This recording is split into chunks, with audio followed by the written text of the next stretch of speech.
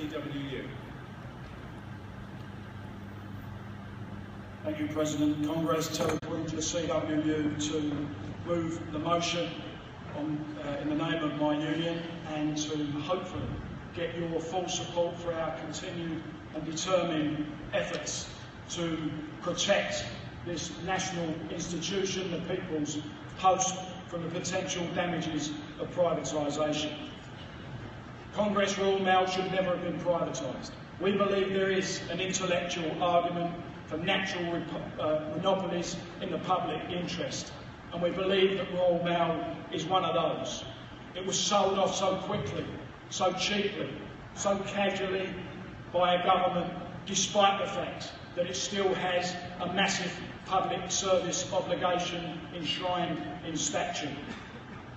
Conference, that obligation is the universal service obligation, and it's one of the great social inventions of our history.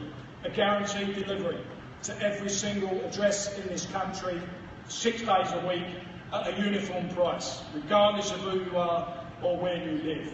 And we do believe the historical context is that it's one of the great social inventions. It should be up there with the telephone and the internet. And it is still relevant to this day.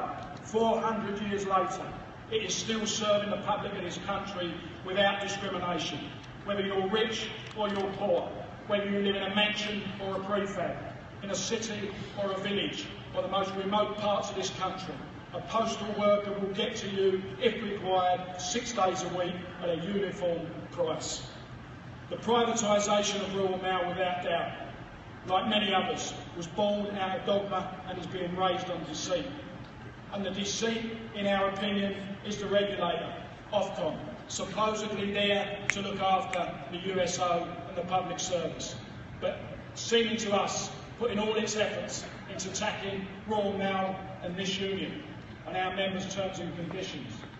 It seems more interested in bringing competition than anything else. And the prime example of that was trying to bring competition in the end-to-end, the final mile delivery. We've got competitions in other parts of the Royal Mail group, but there was no competition for the end-to-end delivery. So what did they do? They deliberately found themselves a champion in TNT, who eventually called themselves Whistle, and allowed them to set up in some of the big cities in this country. Not the towns, not the villages, not the remote areas, just those cities where the USO is most profitable, so that they could cherry pick that work from Royal Mail. They bent over backwards for them. They said they only had to guarantee a delivery 3 days a week, Royal Mail 6 days. They didn't have any real quality of service criteria. Ours is probably the toughest, if not the toughest, in the world. And they allowed them to set up with the lowest possible terms and conditions you can imagine being brought into the postal sector to try and undermine Royal Mail. But it failed. That experiment failed because Whistle have thrown in the towel. They don't want to do the final mile. They pulled out. So it's back to us. And the regulator clearly believes, as should be the case, that there will not be another competitor. So what are they doing now, the regulator? They're starting to move the goalposts. They've called for a revision or a review of this postal organisation so that they can move away from their free market ideology and actually start trying to place restrictions on Royal Mail in terms of price and in terms of the opportunity to grow and develop new products and services that we can wrap around the USO and ensure that it's still delivered for hundreds of years to come. So what are we calling for? Because they have started also not just to attack Royal Mail, but this trade union and the collective agreements we have made in good faith with our employer. And let me tell you why, and this is where you start to get the true side that they are an agent of government and not there to protect the public. They're attacking our agreements because uniquely they are legally binding.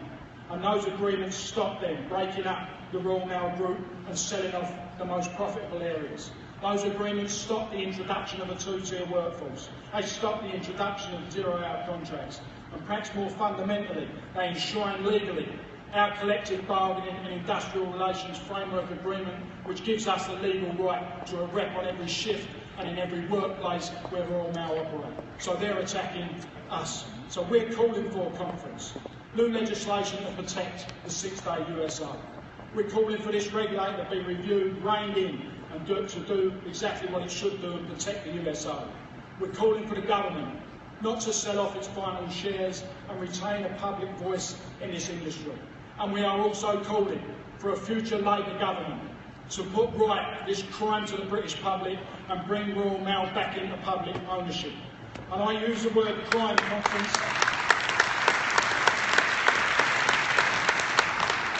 I use the word crime for this reason, because it was a crime.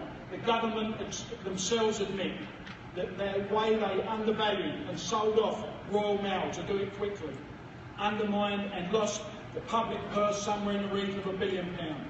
We believe it's more like £3 billion lost or robbed from the public purse. There was a time, Congress, there was a time we was only famous for one robbery, the Great Train Robbery.